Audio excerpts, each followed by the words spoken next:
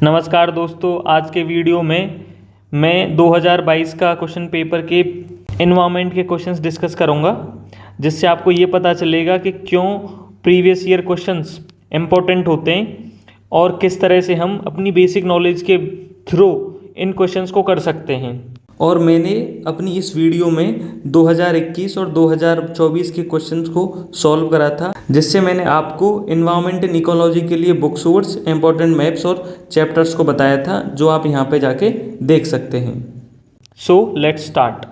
तो मैं इसमें क्वेश्चन नंबर 47 से स्टार्ट करता हूँ कि which of the following is not a bird. ये वाला क्वेश्चन आया था, हमने पढ़ा golden mahseer, Indian nightjar, spoonbill, white एल्विस। आपको नहीं पता, लेकिन अगर आपने PYQ करे हुए हैं, आपने अगर 2019 का क्वेश्चन पेपर लगाया है, तो उसमें क्लियरली मेंशन है महशीर वर्ड। वो आपको मैं दिखा देता हूँ। ये 2019 का क्वेश्चन नंबर 29 है, जिसमें पूछा है कि वाइल्ड लाइफ और नेचुरली फाउंड इन। तो इसमें क्लियरली मेंशन है ब्लू फिन्ड महशीर। अगर आपने जब ये क्वेश्चन पेपर पढ़ा, तब आपको ये आइडिया होना चाहिए था ये किसके बारे में बात कर रहा है। रेवेडी डॉल्फिन, रस्टी स्पॉटेड कैट। तो जो महसीर होती है वो एक फिश है। अगर आपको यहाँ से इस चीज़ का आइडिया है, तो आप उस क्वेश्चन को बहुत ईजिली कर सकते हो। तो अगर मुझे पता है कि महसीर फिश है, सीधी सी बात है, option A is the correct. अगर मैं क्वेश्चन नंबर 50 की बात करूँ, the Miyawaki method is well known for the. अब आप इसके ऑप्शन पढ़ें, promotion of commercial farming in arid and semi arid areas, development of gardens using genetically modified flora, creation of mini forest in urban areas. तो ये वाला question पता है क्यों आया? क्योंकि UPSC 2021 में, और ये 2022 का पेपर है, हैदराबाद सिटी पे क्वेश्चन पूछा था। वो मैं आपको दिखा देता हूँ। देखिए क्वेश्चन नंबर 97 2021 का, ये स्टेटमेंट 1 है और ये स्टेटमेंट 2 है। UNCDF and RBD Foundation have recently recognized Hyderabad as 2020 tree city of the world. अब स्टेटमेंट 2 क्या कह रहा है? Hyderabad was selected for the recognition for a year following its commitment to grow and maintain the urban forest. Basically Hyderabad को इसलिए select करा गया क्योंकि ये अर्बन फॉरेस्ट्री पे बहुत ध्यान दे रहा है। तो अगर आपने 2021 का क्वेश्चन करा है और आपको अर्बन फॉरेस्ट के बारे में आप पढ़ रहे हो, तो आपको जानना तो चाहिए था कि अर्बन फॉरेस्ट हैदराबाद में हो कैसे रहे। और जब आप इसको जानने जाते, अगर आप सर्च भी करते, तो आप पाते कि हैदराबाद में मियावाकी मेथड यूज करा जा रहा है, जिसके थ्रू अर्बन फॉरेस्ट को बढ़ाया जा रहा है। तो उसी के आधार पर यह क्वेश्चन पूछा गया है, creation of mini forest in urban areas. अगर आप लास्ट ईयर के क्वेश्चंस को बहुत अच्छे से एनालिसिस करते हैं, एकदम से PhD हासिल कर लेते हैं, तो मैं डेफिनेटली कह रहा हूँ अब कई क्वेश्चंस आप ऐसे रियलाइज करेंगे कि यार ये तो लास्ट ईयर के बेसिस पे बने हुए हैं। जैसे कॉन्गो बेसिन वाला जो क्वेश्चन है 23 में आया, फिर 24 में आया, तो फ्रिक्वेंटली चल रहा है। मतलब जो क्वेश्चन बनाने वाला होता है वो भी प्रीवियस ईयर क्वेश्चन देखता है और फिर सोचता होगा, एज ए ह्यूमन बीइंग ही देखा जाए तो उसको लगता होगा कि यार हम इससे क्वेश्चन कैसे बना सकते हैं। अब हम देखते हैं किस तरह से लॉजिक के बेसिस पर क्वेश्चंस को करा जा सकता था। Question number 41, climate action tracker which monitors the emission reduction places of different countries is a. तो ये वाला क्वेश्चन मुझे भी नहीं आता था, लेकिन मैंने एग्जाम में कैसे करा था। Database created by coalition of the research organisation. Database है तो ये आप ट्रैक कर सकते हो, ठीक है, लग रहा है टिल्ट जा रहा है कि हाँ ठीक हो सकता है। विंग ऑफ IPCC, तो IPCC का जो मेन वर्क है वो तो रिसर्च रिलेटेड है, तो इस तरह से कोई ट्रैकर बनाना लग नहीं रहा है, तो मैंने तो ये सोच के इसको काट दिया था। कमेटी अंडर UNFCC, तो हमने UNFCC के बारे में तो इतना पढ़ रखा है, ऐसा लगता है कि अगर कोई इस तरह की कमेटी रही होती तो पक्का मुझे उसके बारे में आइडिया होता। Agency promoted in finance by United Nation Environment Programme and World Bank. तो A और D में आपको डाउट हो सकता है कि कौन सा सही है। तो फिर इसमें जो डेटाबेस है और ये जो ट्रैकर है, इससे मेरे भीतर से टिल्ट आ रहा था कि यार मैं तो इसी के साथ जाऊंगा। तो इस बेसिस पे मैंने ऑप्शन A मारा था और ये सही था। अब इस क्वेश्चन को पढ़ते हैं। Question number 42, the Climate Group is an international non profit organisation that drives climate action by building large networks in runs them. ठीक है, कोई गलत नहीं लग रहा। क्लाइमेट ग्रुप हो सकता है कोई इंटरनेशनल नॉन प्रॉफिट ऑर्गेनाइजेशन हो, मतलब बहुत ब्रॉड है अपने आप में, इसमें कुछ गलत नहीं लग रहा है। Next, international Energy agency in partnership with climate group has launched a global initiative EP100। देखो इसमें यूपीएससी के क्वेश्चंस में ये ट्रिक जरूर रहती है, अगर कोई ऑर्गेनाइजेशन है वो पक्का गलत रहती है, इसमें सही भी हो सकती है कुछ क्वेश्चंस में, लेकिन अगर आपको नहीं आ रहा है ना, आप इस ट्रिक के साथ जाने कि कोई ऑर्गेनाइजेशन है, देखो यहाँ पे एकदम से कॉन्क्रीट हो गया ये चीज़, तो ये गलत हो सकता है। अगला पढ़ लेते हैं option. EP100 brings together leading companies committed to driving innovation in energy efficiency, increasing competitiveness while delivering on emission reduction goals। तो EP100 है, हो सकता है इसमें इन्होंने ऐसी कोई बात नहीं कही जिसके बेसिस पे मुझे लगे कि अरे तो हो ही नहीं सकता। हाँ, EP100 हो सकता है कई सारे ऑब्जेक्टिव हों, उनमें से ऑब्जेक्टिव ये भी हो, कुछ गलत नहीं लग रहा, ठीक है।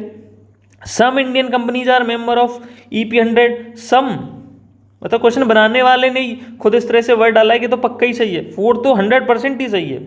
International Energy Agency is the secretariat to under to coalition, ठीक है, नहीं पता हमें। अब हम ऑप्शंस की तरफ देखते हैं जिसमें हमें 4 और 3 तो सही लेना ही लेना है, ठीक है। इस तरह से ऑप्शंस देखते हैं कौन कौन है। देखिए 4 और 3 इसमें, तो इसमें नहीं हटाते, 3 4 इसमें भी नहीं है तो इसको हटाते हैं। अब हमारे पास बचता है ये और ये, ठीक है। अब आपको मैंने जो बताया आपको कि जब कोई ऑर्गेनाइजेशन होती है तो आपको उसके साथ गलत करना है। अब उसको गलत मान के चलो, अगर मैं इस ऑप्शन को हटाऊं तो ऑप्शन 2 को, तो ये भी गया, ये भी गया और ये भी गया, मतलब ये ऑप्शन तो अपने आप चला गया। 1 3 4 बचा, राइट आंसर आ गया ऑटोमेटिकली।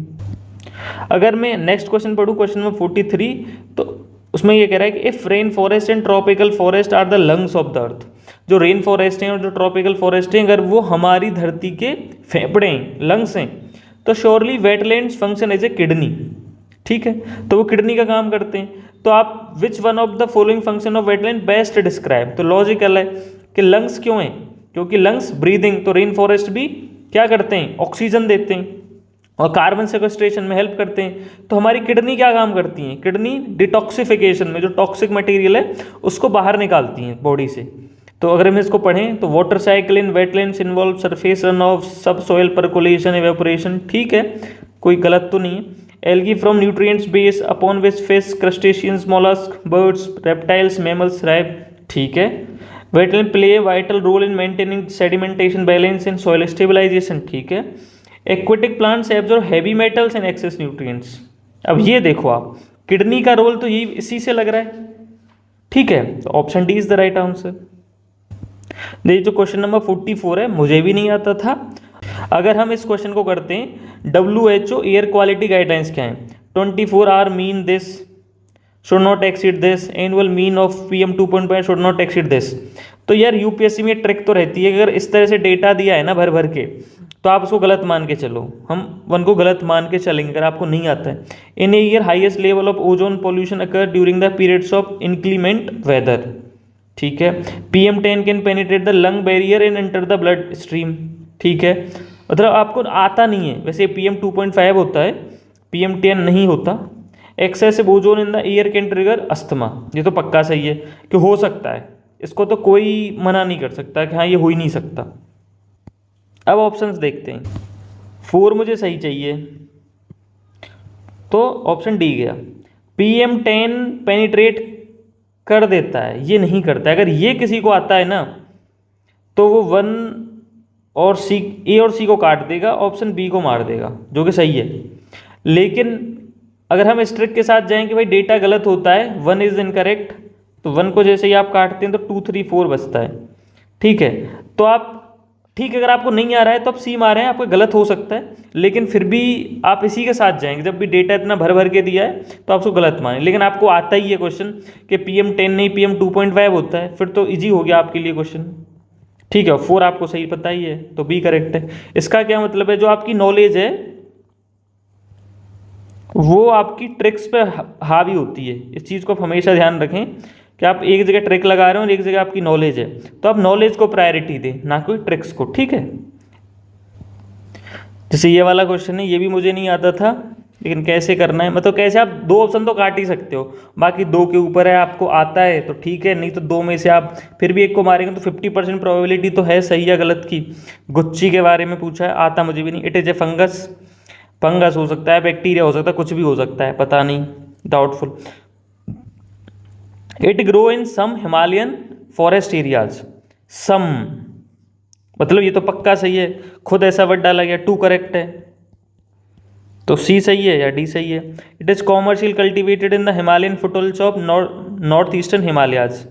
कॉमर्शियल कल्टिवेटेड हो भी सकती है, हो सकता है ग्रो ही नहीं हो पा रही हो सफिशिएंट मात्रा में इसका कॉमर्शियल कल्टीवेशन हो पाए, तो ये भी गलत हो सकता है, ये भी गलत हो सकता है। पर ब्रेन जिस तरह से काम करता है कि उसको लग रहा है फंगस के होता है बैक्टीरिया हो, तब वन को गलत मारेंगे, डी मारेंगे। ठीक है, आप देखिए आपने दो ऑप्शन तो काट लिए, वो मैटर कर रहा है। अब सी और डी में से आप कौन से के साथ टिल्ट कर रहे हैं वो आपके ऊपर डिपेंड करेगा। देख question number 46, reference to polyethylene dash the use of which is so wide spread में daily life, consider the following statement. ठीक है, पढ़ते हैं क्या है। Its fibre can be blended with wool cotton fibres to reinforce their properties. ठीक है, इसके फाइबर्स को आप ब्लेंड कर सकते हैं वूल और कॉटन फाइबर्स के साथ। ठीक है, कोई इशू नहीं है, वन करेक्ट लग रहा है। Container made of it can be use to store any alcoholic beverage. Any word अपने आप में बहुत ही एक्सट्रीम वर्ड है, तो इसके साथ नहीं जाना है। Bottles made of it can be recycle into other product. ठीक है, 1 and 3 तो सही लग रहे हैं। Articles made of it can easily be dispose of by incineration without causing green house gas emission. ऐसा कैसे हो सकता है कि आप कोई भी मटेरियल है वो कार्बन का, तो उसमें कुछ थोड़े बहुत तो कंपाउंड होंगे ही होंगे, और कार्बन में अगर आग लगेगी तो CO2 निकलेगी ही निकलेगी, और जो ग्रीन हाउस गैस है, तो 4 तो 100% गलत है, 4 हटाते हैं।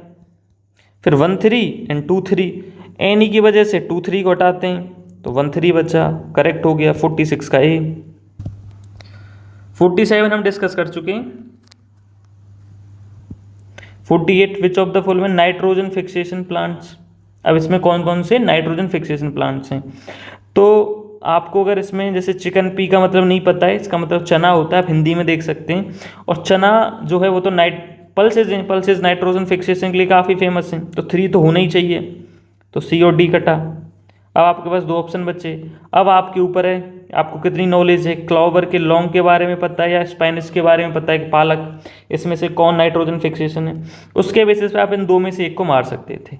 ठीक है, मतलब आपने 2 ऑप्शन तो काट लिए, एक ही बस एक के बारे में पता होने से। मेरा आइडिया ये था कि आप क्वेश्चन देखें, डरे नहीं और ऑप्शंस काटें पहले।